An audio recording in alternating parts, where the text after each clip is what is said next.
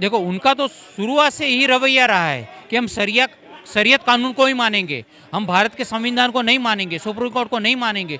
तो अब वो तो कितने कट्टरपंथी है, क्या बयां करने की जरूरत है। अब तो उनको 14 के बाद ऐसा लग रहा है कि हम थ्रेट में आ गए। अरे आप थ्रेट में नहीं है, आपने जो जुल्म ढाया है ना 500 साल पे हिंदुस्तान पे और हिंदुस्तानियों पे और सनातनियों पे, पूरी जनता जानती है और इतिहास में ये सब दर्ज है।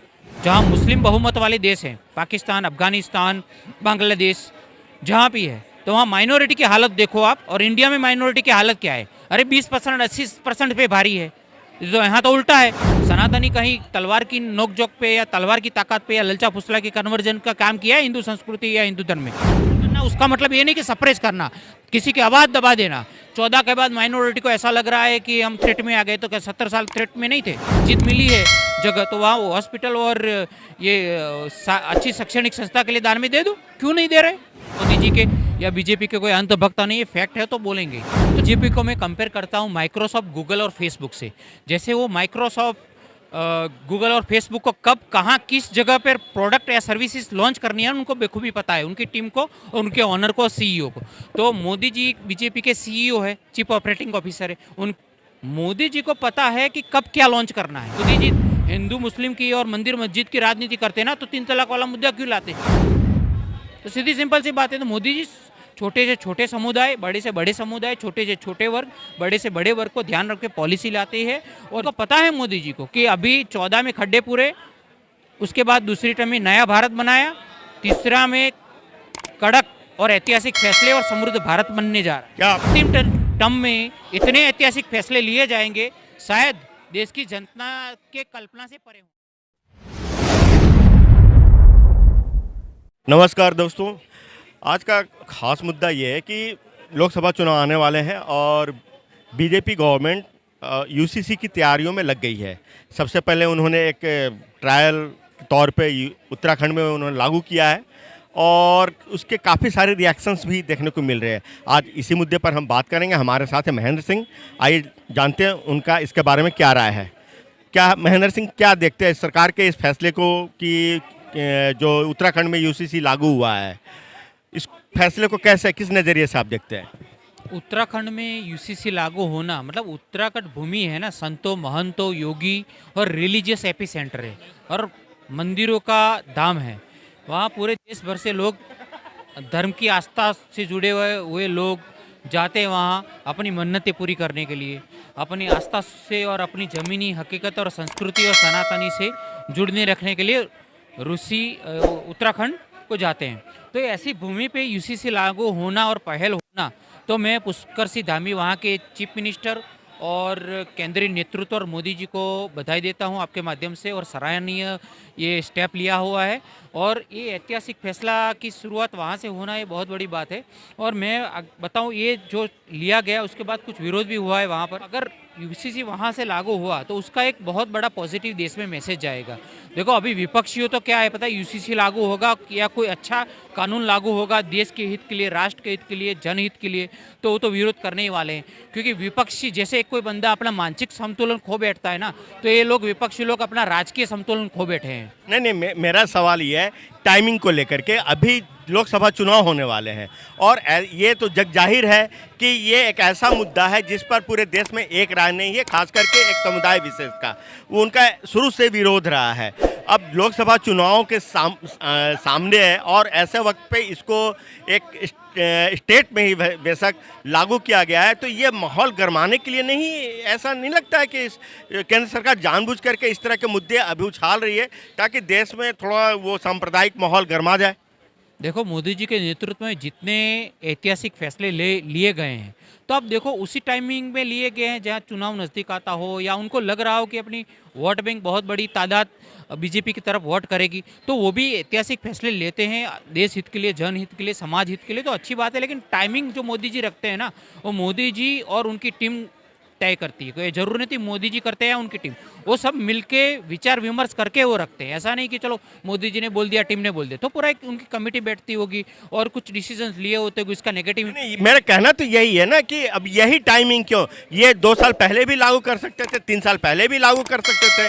अभी जैसे लोकसभा चुनाव आने वाला है और ऐसे भी अभी जब से राम जन्मभूमि प्राण प्रतिष्ठा कार्यक्रम हुआ है और ऊपर से उसके बाद से जब से ज्ञानवापी मामला गरमाया हुआ है, अब ऊपर से अब यूसीसी लागू हो गया, तो सांप्रदायिक तनाव का जो माहौल है देश में पहले से मौजूद है। अब ऐसे में इसको एक नई हाइट या नई ऊंचाई तक नहीं ले जाएगा। लोग आपस में मतलब पहले से ही लड़ भिड़ रहे हैं। अब ये अभी हाल फिलहाल हल्द्वानी में भी घटना हो गया, तो ये आग में घी डालने जैसा नहीं है।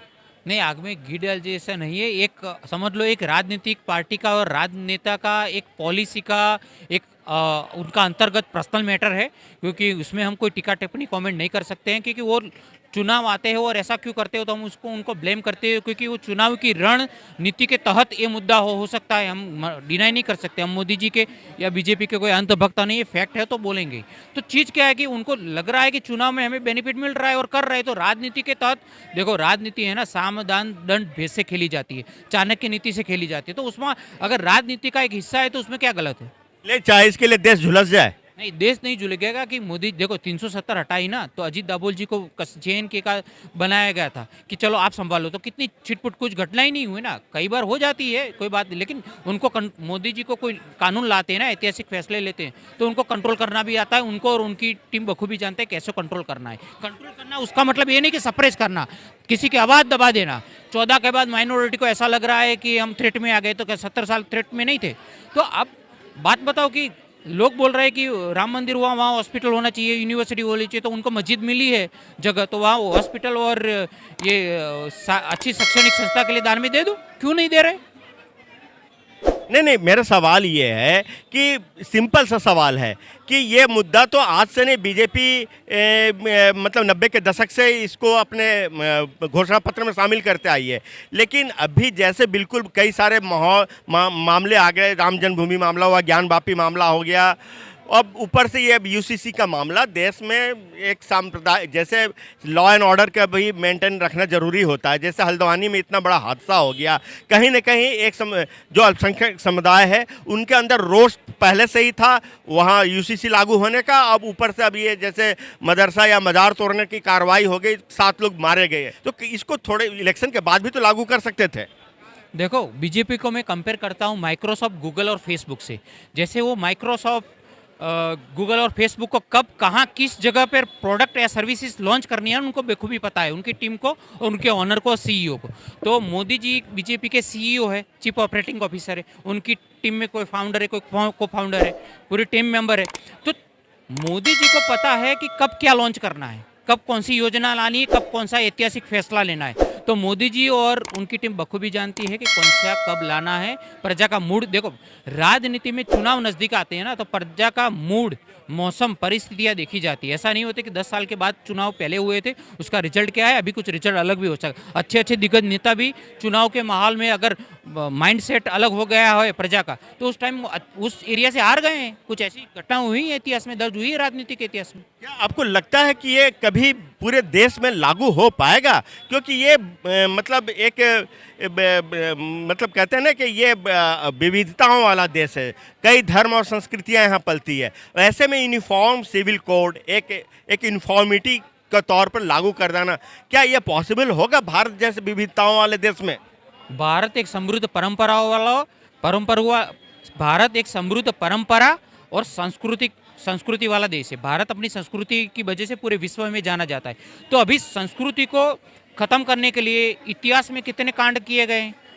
मोदी जी के नेतृत्व में सोने की चिड़िया भारत बनने जा रहा है, तो क्यों दिक्कत है, क्यों विपक्षों को मिर्ची लगती है? लेकिन समुदाय विशेष तो कह रहा है कि हम कभी इसको एक्सेप्ट नहीं करेंगे, हमारे लिए शरीयत ही सर्वोपरि है, संविधान उसके बाद में है, फिर आप कैसे लागू करेंगे? अरे आप देखो, उनका तो शुरुआत से ही रवैया रहा है कि हम शरीयत कानून को ही मानेंगे, हम भारत के संविधान को नहीं मानेंगे, सुप्रीम कोर्ट को नहीं मानेंगे। तो अब वो तो कितने कट्टरपंथी है, क्या बयां करने की जरूरत है आपके माध्यम से, सबको पता है। इसलिए तो उनको 14 के बाद ऐसा लग रहा है कि हम थ्रेट में आ गए। अरे आप थ्रेट में नहीं है, आपने जो जुल्म ढाया है ना 500 साल पे हिंदुस्तान पे और हिंदुस्तानियों पे और सनातनियों पे, पूरी जनता जानती है और इतिहास में ये सब दर्ज है। आप कहीं ऐसा तो नहीं कि एक मोटा मोटी 20 करोड़ जनता, देश की 20 करोड़ जनता को मार्जिनलाइज कर रहे हैं। उनको ऐसा एहसास दिला रहे हैं कि आप इसी कंट्री में दोयम दर्जे के सिटीजन हो।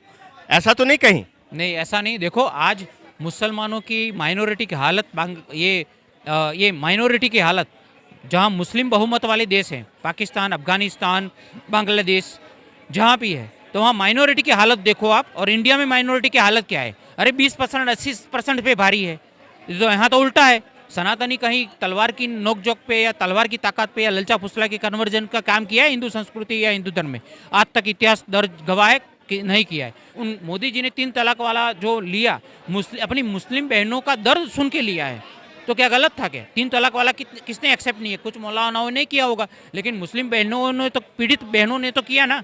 क्यों नहीं किया? कितनी मुस्लिम बहनों ने विरोध किया? नहीं किया। उनको पता था कि मोदी जी ने उनका दुख दर्द समझता है। अगर मोदी जी हिंदू मुस्लिम की और मंदिर मस्जिद की राजनीति करते ना, तो 3 तलाक वाला मुद्दा क्यों लाते? तो सीधी सिंपल सी बात है। तो मोदी जी छोटे से छोटे समुदाय, बड़े से बड़े समुदाय, छोटे से छोटे वर्ग, बड़े से बड़े वर्ग को ध्यान रख के पॉलिसी लाते हैं। तो क्यों? उनको पता है मोदी जी को कि अभी 14 में खड्डे पूरे, उसके बाद दूसरी टर्म में नया भारत बनाया, तीसरा में कड़क और ऐतिहासिक फैसले और समृद्ध भारत बनने जा रहा है। क्या आपको लगता है कि आने वाले टर्म में, जैसा कि माना जा रहा है कि मोदी तीसरी बार प्रधानमंत्री बनने जा रहे हैं, तो क्या लगता है कि वो जब तीसरी बार प्रधानमंत्री का शपथ लेंगे उसके बाद ये ऐतिहासिक फैसला ले सकते हैं देश में यूनिफॉर्म सिविल कोड लागू करने का? मोदी जी का ये अंतिम टर्म होगा उनकी एज के मुताबिक। तो अंतिम टर्म में इतने ऐतिहासिक फैसले लिए जाएंगे, शायद देश की जनता के कल्पना से परे होंगे, क्योंकि मोदी जी ऐतिहासिक फैसले लेने में बहुत बड़े माहिर है। और ये सबको पता है, भारत की जनता को पता है, समाज सेवी और जितने संगठन उनको पता है कि देश हित के लिए, राष्ट्र हित के लिए, जनहित के लिए मोदी जी ने कितने अच्छे अच्छे फैसले लिए। तो ये रहे महेंद्र सिंह जो अपनी राय रख रहे थे यूनिफॉर्म सिविल कोड के बारे में। अब देखना ये होगा कि जब ये कानून लागू होता है पूरे देश में, तब देश के जो लॉ एंड ऑर्डर के हालात होंगे वो कैसे होंगे। आप देख रहे हैं देश प्रथम न्यूज़ और मैं ज्ञान प्रकाश।